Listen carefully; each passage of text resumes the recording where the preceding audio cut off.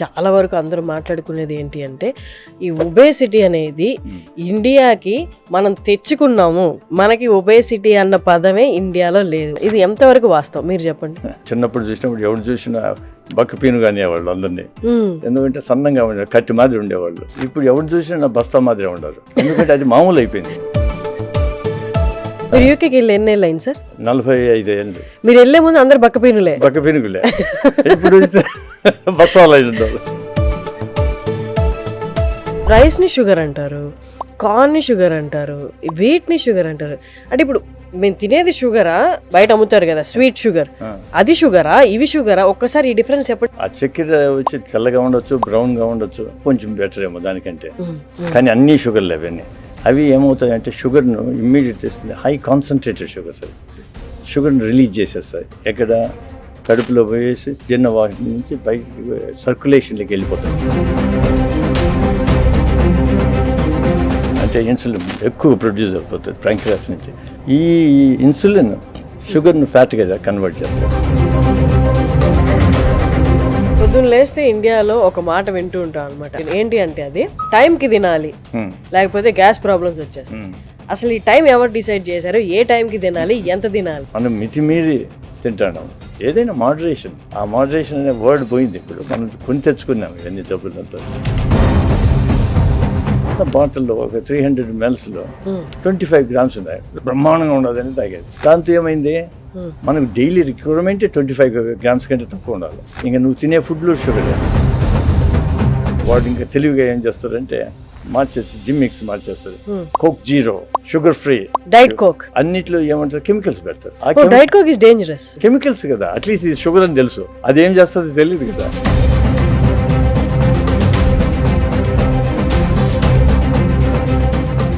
బరువు తగ్గించే ప్రాసెస్ టైంతో ఎలా మారిందో నేను మీకు ఇవాళ చెప్పబోతున్నాను. పూర్వం బరువు తగ్గాలి అంటే సర్జరీ, క్లినికల్ గా మాట్లాడి అంటే మనకి ఓపెన్ సర్జరీ చేసేవాళ్ళు. అంటే మన బాడీని ఓపెన్ చేసి సర్జరీ అనేది పర్ఫామ్ చేసేవారు బరువు తగ్గడానికి. అది ఓపెన్ బేరియాట్రిక్ సర్జరీ అనేవాళ్ళు. దాంట్లో చాలా వరకు ఫెయిల్యూర్సే కనిపించాయి. ఆ సర్జరీకి వెళ్ళిన వాళ్ళందరూ అనస్థీషియా ఇవ్వడం వల్ల కానీ అట్లా చాలా వరకు ఫెయిల్యూర్స్ కనిపించాయి. తర్వాత వచ్చిందే లాప్రోస్కోపిక్ బేరియాట్రిక్ సర్జరీ. మనిషి బాడీ మీద కత్తి పెట్టాల్సిన అవసరం లేకుండా చిన్నపాటి హోల్స్, ఇంజెక్షన్స్ ద్వారా ఈ సర్జరీ అనేది పర్ఫామ్ చేస్తారు. ఇది మొట్టమొదటిసారిగా చేసింది మన తెలుగువారే. అది యూకేలో మొదలు పెట్టారనమాట. ఇప్పటికి 28 years అయింది వారు ఈ జర్నీ స్టార్ట్ చేసి. ఎంతో మంది ఒబేస్తో బాధపడే వాళ్ళని ట్రీట్ చేశారు ఇండియాలో and at the same time యూకేలో ఆయన పైనీర్ అని చెప్పొచ్చు అనమాట ఈ లాప్రోస్కోపిక్ బేరియాట్రిక్ సర్జరీకి. డాక్టర్ కేశవ్ రెడ్డి మున్నూరు గారి వాళ్ళు మనతో ఉన్నారు. బేరియాట్రిక్ సర్జరీలో హీఈస్ ద పైనీర్. నమస్తే సార్. నమస్తే సార్. మీకు 28 years ఆఫ్ ఎక్స్పీరియన్స్ ఉంది ఈ ఫీల్డ్లో. ఫస్ట్ ఎలాంటి సర్జరీలు జరిగేది, నెక్స్ట్ ఏంటి, మీరు తీసుకొచ్చిన ఇన్వెన్షన్ ఏంటి, ఒక్కసారి చెప్పరా?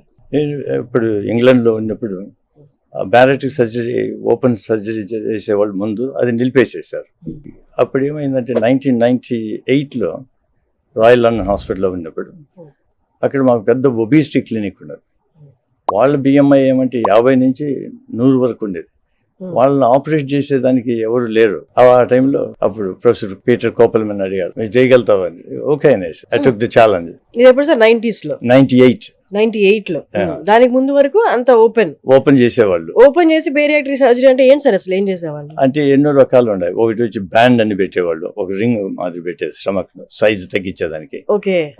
తర్వాత అది కాంప్లికేషన్స్ వాటితో నిలిపేసేసారు. తర్వాత మనకి ఫుడ్ తింటే వెళ్ళి ఒక సంచిలా ఉంటుంది ఇక్కడ, ఆ సంచికి బ్యాండ్ వేసేసారు. కాబట్టి కొద్దిగా తింటే కడుపు నిండిపోతుంది, ఫుల్నెస్ వస్తుంది, దానివల్ల నిలిపేసేది. బాగానే ఉండదు కాన్సెప్ట్, కానీ దానికి ఫారిన్ బాడీ కదా. ఫారిన్ బాడీ అయినప్పుడు ఏమవుతుంది అంటే అది కట్ చేస్తుంది స్టమక్లోకి, ఇన్ఫెక్షన్ వస్తుంది, కాంప్లికేషన్స్, కొన్నిసార్లు స్లైడ్ అయ్యేసి వామిటింగ్ వచ్చి ఎన్నెన్నో ప్రాబ్లమ్స్ వచ్చినాయి. ముందు మేము లాప్రోస్కోపీ చేసినప్పుడు అది కూడా చేసినాము, ఎందుకంటే అదైతే ఈజీ ఏమో అనుకుని. But within no time ఏమని అనిపించిందంటే ఈ ఆపరేషన్ వల్ల కాంప్లికేషన్స్ ఎక్కువ అవుతున్నాయి, కానీ మనుషులు బరువు తగ్గేదే లేదనేసి నిలిపేసి మిగతా ప్రక్రియలు పోయినాం. స్టమక్ చిన్నది చేసేదానికి, అంటే బ్యాగ్ లైక్ స్టమక్ సంచి మాదిరి ఉండేదాన్ని ఒక ట్యూబ్ మాదిరి చేసేసాం. తర్వాత ఇంకోటి బైపాస్. స్లీవ్ అనేది మళ్ళీ లేటర్గా వచ్చింది, కానీ బైపాస్ ఒక 1950s ఉన్నాయి. ఇప్పుడు బస్ డ్రైవర్కు నేను బైపాస్ చేసినానంటే వాడికి హైపర్లో వచ్చి పడిపోతాడు. వానికి అది అప్రాపరియేట్ ఆపరేషన్ అయినా అతని పనికి అది పనికి రాదు కాబట్టి స్లీవ్ చేసేస్తాం. సో దట్ ఆ ప్రాబ్లం రాకుండా ఉండదు సార్. కానీ ఇప్పుడు బయట చెప్పేది చాలా వరకు అందరూ మాట్లాడుకునేది ఏంటి అంటే ఈ ఒబేసిటీ అనేది ఇండియాకి మనం తెచ్చుకున్నాము, మనకి ఒబేసిటీ అన్న పదమే ఇండియాలో లేదు. మనకి అన్నం తిన్నా ఏం తిన్నా మనం చేసే కష్టానికి ఎప్పుడు ఒబేసిటీ ప్రాబ్లం అనేది లేదండి. ఇది ఎంతవరకు వాస్తవం మీరు చెప్పండి. మనకు ఏమైందంటే మనం అంతా సన్నంగానే ఉంది. మేము చిన్నప్పుడు చూసినప్పుడు ఎవరు చూసినా బక్కపీను కానివ్వాలి అందరినీ, ఎందుకంటే సన్నంగా ఉండేవాళ్ళు, కట్టి మాదిరి ఉండేవాళ్ళు. ఇప్పుడు ఎవరు చూసినా బస్తా మాదిరి ఉండరు, ఎందుకంటే అది మామూలు అయిపోయింది. యూకేకి వెళ్ళి ఎన్ని ఏళ్ళు అయింది సార్? 45 ఏళ్ళు. మీరు వెళ్ళే ముందు అందరు బక్కపీనులే. ఇప్పుడు బస్తాలు అయి ఉన్నారు. ఏం చేస్తావు? ఇది మనం బారో చేసుకునేది ఏమంటే lifestyles of America we borrowed, దానివల్ల దెబ్బతిరిపోయింది. ఇంకోటి మన ఫుడ్ తినేది, ఏ ఫుడ్ తింటాం. ముందు మేము మా కాలంలో పెస్టిసైడ్స్ వెరీ రేర్, పెస్టిసైడ్స్ వాడకపోతే ఇది మంచిది కాదు మీరంతా వాడాలనేవాళ్ళు. ఇప్పుడు పెస్టిసైడ్స్ వాడితే మీకు అంత జబ్బులు వస్తాయి. కానీ అప్పట్లో ఎట్లా పండించేవాళ్ళు సార్? అన్ని ఎకరాల పంట పెస్టిసైడ్స్ లేకుండా పురుగు పట్టేది కదా. అంటే మంచి వెరైటీస్ ఉన్నాయి. వెరైటీ ఇప్పుడు రైస్ కూడా అవి అన్ని మంచి రైస్ ఉన్నాయి. అప్పుడు అవి 6 నెలలు పడతాయి, వీళ్ళు 3 నెలలు 2 నెలల్లో పండాలంటే వాటికి ఎంత పెస్టిసైడ్స్, దానికి different modified gene modified foods. మనం తినేదంతా జీన్ మాడిఫైడ్ ఫుడ్స్ తినడం మొదలుపెట్టి.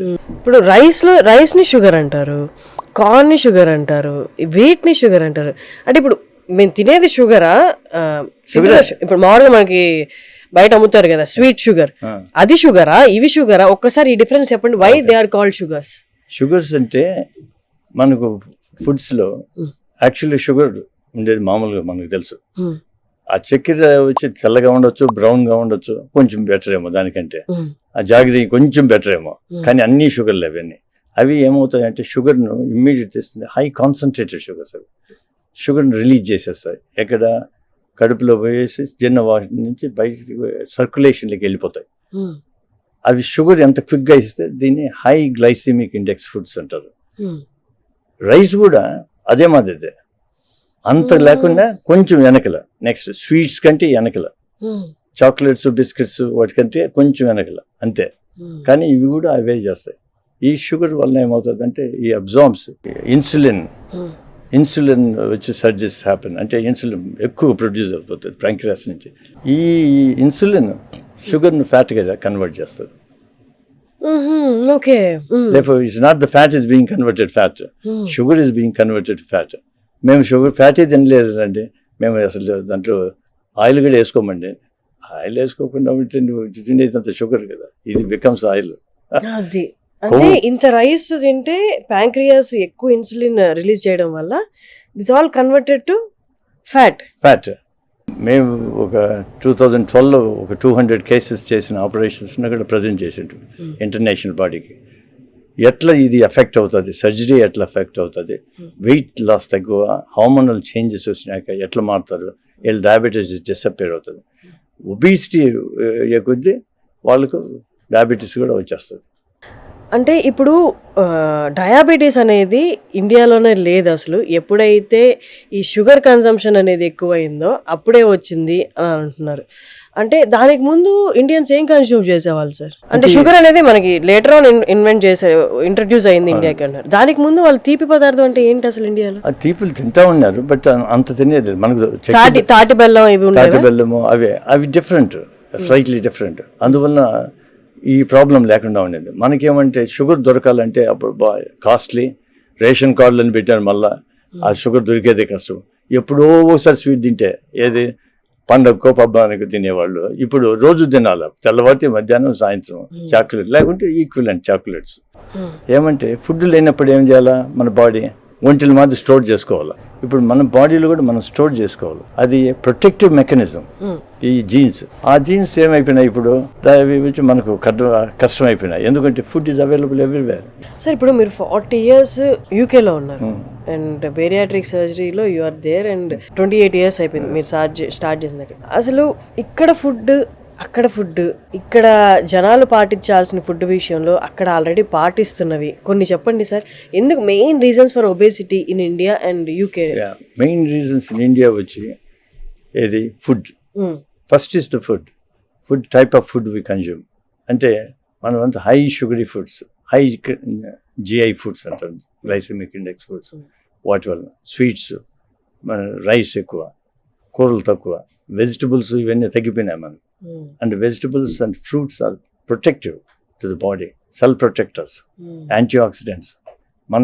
మన ఫుడ్ అంతా మారిపోయింది. పసుపు వేస్తావు నువ్వు, దట్స్ యాంటీ ఆక్సిడెంట్. మర్చిపోయినారు జనాలు. ఆల్ యాంటీ ఆక్సిడెంట్ ఫుడ్స్ అంతా మారిపోయినారు. అట్లే దాంతోపాటు స్వీట్ కూడా ఉంటాయి కదా, ఇంకా మిగతా ఫుడ్ అంతా. అంటే ఎంతో తింటారు, ఇంత కర్రీ తింటారు, ఇంత రైస్ తింటారు. దాంతో ఏం లాభం? రైస్ కొంచెం ఉండాలి, పిడికిడు, అంతకంటే ఎక్కువ ఉండకూడదు. అంత పైన ఉండిందంటే నువ్వు ఊరికి అన్నెసరిగా నువ్వు బాడీని డ్యామేజ్ చేసుకుంటున్నావు.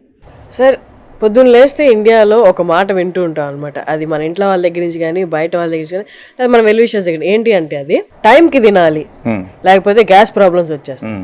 అసలు ఈ టైం ఎవరు డిసైడ్ చేశారు? ఏ టైంకి తినాలి, ఎంత తినాలి? 3 పూట్లని ఎవరు పెట్టినారు? అది అవసరం లేదు, బాడీకి ఎంత కావాలి. అందులో వయసు వచ్చే కొద్దీ మనం తగ్గించాలి. ఫస్ట్ ఆఫ్ ఆల్ ఇప్పుడు మన చిన్నపిల్లడు అనుకో, వాడికి హై మెటాబలిజం ఉంటుంది కాబట్టి వాడు ఖర్చు పెడుతుంది. ఎక్కడ పడినా పెరుగుతాడు. మనం వాడి మీద పెరుగుతున్నామా? లేదు కదా. కాబట్టి మనకు కావాల్సింది చాలా తగ్గాల. అప్పుడు ఎంత తింటాను? 20 దోశలు తింటాము నేను చిన్నప్పుడు. అంటే ఇప్పుడు అడిగి తింటాం. ఇప్పుడు 20 దోశలు ఉంటే పడిపోతాం.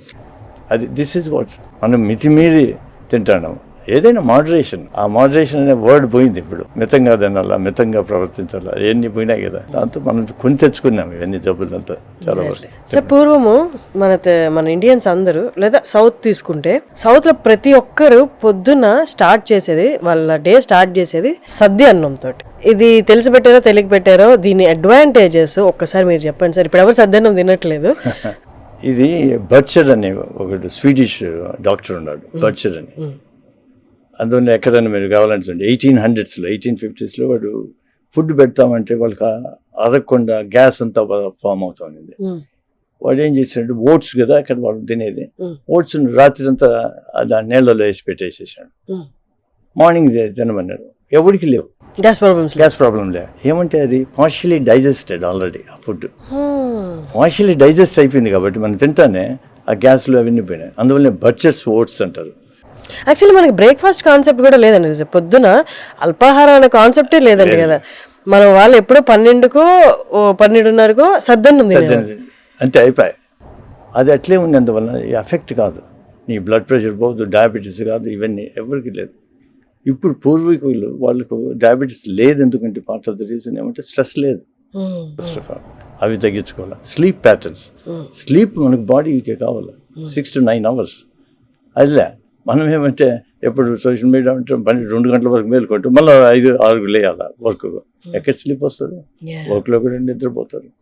That also affects you. And sir, ఇంకొకటి, ఇండియాలోకి సాఫ్ట్ డ్రింక్స్ ఇంట్రడ్యూస్ అయిన దగ్గర నుండి ఇప్పుడు దాకా పెరుగుతూనే పోయింది, కానీ ఈ డయాబెటీస్ అనేది తగ్గలేదు. అండ్ యూకేలో అగైన్స్ సాఫ్ట్ డ్రింక్స్ మీరు చేసింది అండ్ ట్యాక్స్ ఇంక్రీజ్ చేయమని మీరు పెట్టింది ఒకటి ప్రపోజల్ తీసుకురావడం, ఒక్కసారి ఆ జర్నీ గురించి చెప్పండి సార్. షుగర్ లాబీ వాళ్ళు ఏం చేస్తారంటే సైంటిస్టులను తీసుకుని వాళ్ళకి ఫండ్స్ ఇచ్చి వాడు చెప్పిన రీసెర్చ్ అంతా తప్పు చెప్పమన్నారు. తప్పు చెప్పినారు, చిల్లర వస్తుంది కదా అంతే. But they are not true scientist, they are all fake scientist. Therefore మనము అన్ని న్యూస్లో వినేది లేకుండా అంటే రీసెర్చ్ అంతా ఉండేదే కొంచెం తమాయించుకుని ఆలోచించి చేయాలి. రీసెర్చ్ వచ్చేసింది దీనివల్ల కరెక్ట్ మనం అనేది, అన్నీ తప్పులు. ఇప్పుడు మేము ఒకసారి తెలిసిపోయింది జనాలకు. అందువల్ల చాలామంది వీగన్స్ అయిపోయినారు. ఎందుకంటే వెజిటేరియన్ ఫుడ్ ఈజ్ ఇంపార్టెంట్. దాంతో షుగర్స్ కూడా తగ్గిపోతుంది కదా. ఇప్పుడు కోకోకోలాని ఎన్నో కోలాలు ఏదైతే ఉండాలి, ఎన్నో ఉండాలి, ఫ్యాంట్ అంటే అన్నిట్లో వాళ్ళ చిన్న బాటిల్లో ఒక 300 ml లో 25 grams ఉన్నాయి. ఇంత బాటిల్లో 25 grams ఆఫ్ షుగర్ ఉండేది, బ్రహ్మాండంగా ఉండదని తాగేది. దాంతో ఏమైంది, మనకు డైలీ రిక్వైర్మెంట్ 25 grams కంటే తక్కువ ఉండాలి. ఇంకా నువ్వు తినే ఫుడ్లో షుగరే, తినేదంతా షుగరే. నువ్వు more than your requirement you already had it with one soft drink, energy drinks. And childhood the most important. ఇప్పుడు మీరు అంటారు కదా ఏమి స్టేజెస్ మనం ఏమి తీసుకోవాలా, ఇవంతా చైల్డ్హుడ్ నుంచి స్టార్ట్ అవుతుంది. చైల్డ్ కాదు, ప్రెగ్నెన్సీ స్టార్ట్ అవుతుంది. అందువల్ల అక్కడ కూడా ఇంగ్లాండ్లో కూడా ఇప్పుడు ఆల్కహాల్ నిలిపేసేసారు డ్యూరింగ్ ప్రెగ్నెన్సీ. అది ఎఫెక్ట్ అవుతుంది కదా. ఫుడ్ నిలిపేసేసారు వాళ్ళు కూడా తాగేది. అంటే అది ఇవి education, you change the mind set and total life style for people. Smoking and alcohol ఆ రెండు నిలిపేసేసి ఫస్ట్ ఈ నెక్స్ట్ స్టేజ్లోకి ఎఫెక్ట్ అవుతాయి చైల్డ్కు. తర్వాత స్లీప్ లేకుండా ఇవేమవుతుందంటే చైల్డ్ స్టార్ట్స్ బికమింగ్ ఫ్యాట్ అయినోడు మళ్ళీ వాడు ఫ్యాట్ ఇది ఫుడ్ తిన్నాడు అనుకో ఇంకా వెరైటీ అని ఏది ఇంకా యాంటీబయాటిక్స్ చిన్నప్పుడు యాంటీబయాటిక్స్ వాడతారు. ఏ జబ్బు వచ్చినా యాంటీబయాటిక్స్ వాళ్ళకు దాని అనర్థమే తెలియదే. దానివల్ల ఏమైందంటే లివర్ డిసీజ్ వచ్చేసేసి వాళ్ళకి దీనివల్ల ఎఫెక్ట్ అయినది మెటబాలిక్ అసోసియేటెడ్ ఫ్యాటీ లివర్ అంటారు. అది అంతా ఎందుకంటే యాంటీబయాటిక్స్ వల్ల. అండ్ ఇంకొకటి సార్ మనం ఇందాక సద్దన్నం గురించి మాట్లాడుకున్నప్పుడు అది ప్రోబయాటిక్ యాక్చువల్లీ. ఇప్పుడు ప్రోబయాటిక్ అని కొత్తగా కాన్సెప్ట్ ఒకటి మాట్లాడడం ప్రోబయాటిక్స్ తీసుకోండి అన్నాం. కొన్ని డ్రింక్స్ ఉన్నాయి ప్రోబయాటిక్ డ్రింక్స్ అని, అవి పరగడుపును తీసుకోవాలి అంటారు. Are they good or not? అంటే probiotics in general are good anyway, they don't do any harm. How much they good అనేది మనకు తెలియాలి. మనం ఇవి ప్రోబయాటిక్స్ తీసుకుంటే అవన్నీ డ్యామేజ్ అయిపోతాయి ఇక్కడ అసలు. యాక్చువల్గా ఏమంటే స్టమక్ లో యాసిడ్ ఉంటుంది కదా, acid kills most of the things. పొద్దున్నే తీసుకుంటే అయిపోతుంది. కాబట్టి వాటర్ ఏదైనా తాగేసేసి బాగా ఆ యాసిడ్ అంతా డైల్యూట్ చేసి అప్పుడు కావాలంటే తీసుకుంటే అది మంచిది. ఓకే. సో ఎవరైతే ప్రోబయాటిక్ తీసుకుంటున్నారో పరగడుపునే కాకుండా కొంచెం వాటర్ తాగి ఫ్లష్ అవుట్ అయిన తర్వాత దే కెన్ హ్యావ్ ఇట్. ఇప్పుడు కాఫీ తాగేది కూడా అంతే కదా, నీళ్లు తాగేసేసి మళ్ళీ కాఫీ తాగుతాం. ఎందుకంటే ఇరిటేట్ చేస్తుంది. కొందరికి ఇరిటేట్ కాదు, but most of the people irritate. అందువల్ల నీళ్లు తాగేస్తే కొంచెం అదంతా సర్ఫేస్ అంతా ఇది అవుతుంది, అప్పుడు కాఫీ తాగిన పర్లేదు. Okay sir, according to Indian climate ఇక్కడ ఉన్న ఎన్వైరన్మెంట్ ప్రకారము మార్నింగ్ టు ఈవినింగ్ వాళ్ళు ఏం తినాలి, ఎప్పుడు తినాలి, ఎన్నిసార్లు తినాలి? మనిషికి అవసరం ప్రకారం తినాలి. నెంబర్ 1 ఆకలి వేసినప్పుడు తినాలి. ఆకలి కాకుంటే తినద్దు. ఈ పొద్దున మధ్యాహ్నం సాయంత్రం డిన్నర్ అవేమి నేను ఫుడ్ తిన్నాను అనుకో నిద్ర వచ్చేస్తుంది, నిద్రపోతుంది. మనకి అవసరమైనంత తినాలా, తినకూడదు. అవసరం ఏముండదు, తక్కువ తింటే మంచిది కదా. మనం తినేదానికి బతుకుతున్నామా, బతికేదానికి తింటున్నామా అది తెలుసుకోవాలి. అది తెలుసుకోవడానికి చాలా టైం పట్టేస్తుంది సార్. తట్టుడే కదా, అది ఎర్లీగా తెలుసుకుంటేనే మేలు. Early the better. తర్వాత ఫుడ్స్, ఎటువంటి టైప్ ఆఫ్ ఫుడ్స్. మనం జనరల్ గా ఇంతకుముందు నాన్ వెజిటేరియన్ అనేవాడు కూడా వన్స్ ఏ మంత్ తినేవాడు, కాబట్టి ఆల్మోస్ట్ వెజిటేరియనే. మరి ఫిష్ మంచిది, ఎగ్స్ మంచిది. ఇవి ఫిష్ ఇస్ జనరలీ ఓకే, ఎందుకంటే ఆ ఫిష్ ఎక్కడి నుంచి వచ్చింది అయ్యగిడ చూడాలి కదా. అది మనం అంతా రీసెర్చ్ చేయలేం కాబట్టి ఆలోచించండి. ఇప్పుడు వాడు ఇంగ్లాండ్ లో సాల్మన్ ఫిష్ మంచిది అని తిన్నారు, కానీ సాల్మన్ ఫిష్ నీకు న్యాచురల్ నుంచి వచ్చేది తక్కువ, అవి పట్టేది కష్టం. వీళ్ళు గ్రో చేయడం మొదలు పెట్టాడు ఎడిన్బర్గ్, స్కాట్లాండ్ లో. దేంట్లో ఉంటుంది, దాంట్లో మెర్క్యూరీ లెవెల్స్ ఎక్కువ ఉంటాయి. Mercury better to kill the other things. పాయిజనే, మెర్క్యూరీ పాయిజనే. ఆలోచించాలి, మనం నోట్లో ఏం పెడుతున్నామని అది ఆలోచించాలి. నేల పెడితే తగలద్దరా అంటాడు. మరి నువ్వు పుట్టిన ఫుడ్ ఏంది, అంత పాయిజన్ ఏది అంటానవే. ఇప్పుడు ఇంతమంది అన్నారు కదా మీరు, కోలాలు ఇవన్నీ. వాడు ఇంకా తెలివిగా ఏం చేస్తారంటే మార్చేసి జిమ్ మిక్స్ మార్చేస్తారు. Coke zero, sugar free, diet coke whatever, అన్నిట్లో ఏమంటారు కెమికల్స్ పెడతారు. Diet coke is dangerous. Even dangerous. మాల్ కోక్ అని diet coke is more dangerous. Chemicals కదా, అట్లీస్ట్ ఇది షుగర్ అని తెలుసు, అదేం చేస్తుంది తెలియదు కదా. అది ఇంకొంచెం ఏం లేదు. ఇప్పుడు now they are saying that they cause cancers, obesity. Therefore Diet Coke తాగుతున్నారు మంచిది అంటే లేదండి, అన్నీ అంతే. మామూలు మంచి నీళ్ళు తాగు, లేకుంటే టెంకాయ నీళ్ళు తాగు, ఇంకా ఫ్రెష్ అది. తర్వాత మజ్జిగ నీళ్ళు తాగు ఇంట్లో ఉంటే. సింపుల్ థింగ్స్ మనకు అన్నెసరీగా మనం కొని తెచ్చుకోవడమే. సో 25,000 పైగా పేషెంట్స్ ని ట్రీట్ చేసి, అది కూడా ఏంటి యూకే లాంటి దేశంలో.